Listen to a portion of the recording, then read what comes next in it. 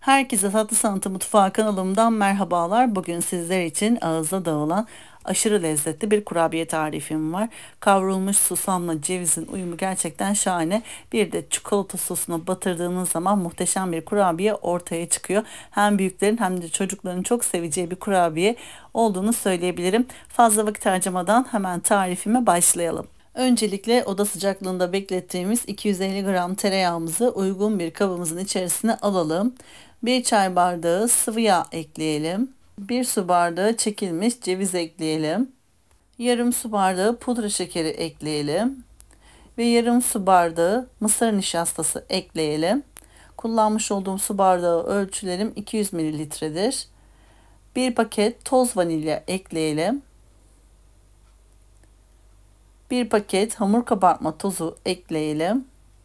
4 su bardağı un ekleyelim. Unu her zaman kontrollü bir şekilde ekleyelim.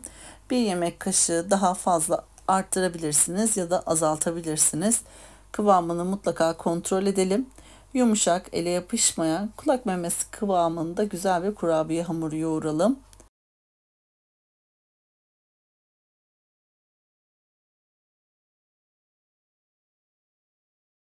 Kurabiye hamurumu 2-3 dakika kadar yoğurdum. Gördüğünüz gibi yumuşacık, çok güzel bir kurabiye hamuru oldu. Kavrulmuş susamlı, cevizli muhteşem bir kurabiye hamuru harcıdır.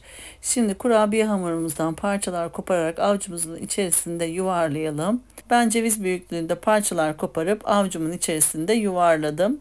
Daha büyük yapmak isterseniz daha büyük parçalar kopararak da yapabilirsiniz. Kurabiye hamuru bitene kadar bu işlemi yapıyorum.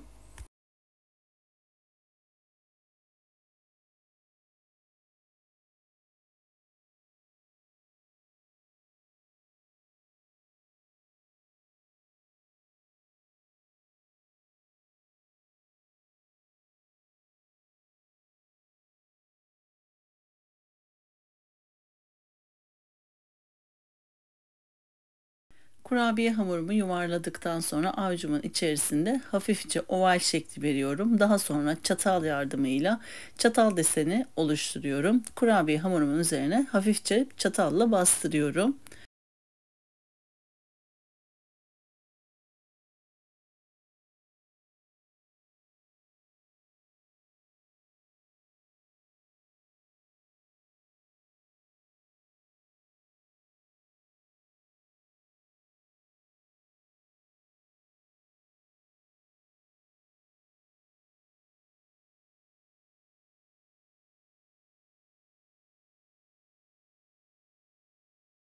Kurabiye hamurlarıma şekil verdikten sonra kurabiyelerimi yağlı kağıt serili fırın tepsisine aralıklı bir şekilde diziyorum ve önceden ısıtılmış 180 derecelik fırın ayarımızda kurabiyelerimizin üzeri hafif kızarana kadar pişiriyorum.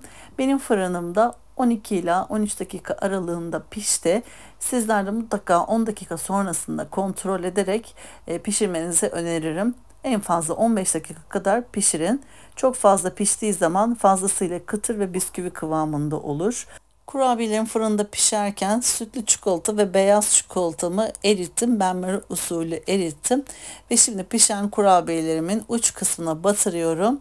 İlk önce kurabiyelerimin oda sıcaklığına gelmesini bekledim. Ilıdıktan sonra hemen eritmiş olduğum benmari usulü beyaz çikolatama batırıyorum. Gördüğünüz gibi bu şekilde hazırladım. Beyaz çikolata 70 gram olarak kullandım. 70 gram beyaz çikolata bu kurabiye tarifi malzeme ölçülerine yeterli geldi.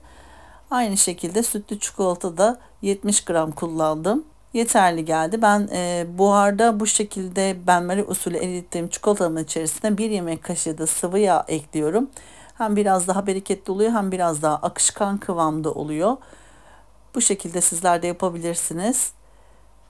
Benmari usulü çikolata nasıl eritilir bilmeyenler için kısaca bahsetmek istiyorum. Öncelikle bir cezvenin içerisinin yarısına kadar su dolduralım. Üzerine boş bir kasenin içerisine ne kadar çikolata eritecekseniz çikolatalarınızı ekleyin ve cezvenin içerisindeki suyun sıcaklığında, buharında çikolatalarınızı eritin. Burada tek dikkat etmeniz gereken mutlaka kısık ateşte çikolatalarınızı eritmeniz ve aynı zamanda kullanmış olduğunuz kasenin içinin mutlaka kuru olması. Eğer kasenin içerisinde ıslaklık olursa çikolatalarınız çok sertleşecektir. Bu şekilde akışkan kıvamda olmayacaktır. Bu da çok gelen sorulardan bir tanesi olduğu için bahsetmek istedim. Gördüğünüz gibi bir tepsimi bitirdim. Hem sütlü çikolata hem beyaz çikolata hazırladım. Şimdi diğer kurabiyelerimi de bu şekilde hazırlıyorum. Kurabiyelerimi hazırladıktan sonra buzdolabında biraz soğutuyorum ki sunum esnasında çikolatalar kurabiyelerin üzerine akmasın. Mutlaka sizlerin de soğutmasını, ondan sonra sunum etmenizi tavsiye ederim. Gördüğünüz gibi kurabiyelerimin görüntüsü de muhteşem oldu. Tadı aşırı güzel oldu. Gerçekten çok beğendiğim kurabiyelerden bir tanesi. Hemen sizler için yakından dokusunu, kıvamını göstermek istiyorum. Böyle ağzınıza çıtır çıtır kavrulmuş susamın gelmesi çok lezzetli. Aynı zamanda cevizin dokusuyla da muhteşem bir kurabiye oldu. Yiyen herkes çok beğendi. Sizler de bu tarifimi denedikten sonra çok beğeneceğinize gerçekten eminim. Şimdiden deneyecek olanlara afiyet olsun. Böylelikle bir tarifimin daha sonuna geldik. Beni buraya kadar izlediğiniz için hepinize çok teşekkür ediyorum. Küçük bir hatırlatmada bulunmak istiyorum. YouTube kanalıma henüz abone olmadıysanız YouTube kanalıma abone olmayı, paylaştığım videolarıma beğeni bırakmayı lütfen unutmayınız. Sizler paylaştığım videolarıma beğeni bıraktıkça ben de sizler için yepyeni tarifler paylaşmaya devam edeceğim. Şimdiden destekleriniz için ayrıca çok teşekkür ediyorum. Gün aşırı kanalımda paylaştığım videolarımdan anında haberdar olabilmek içinse bildirim zilini lütfen açınız.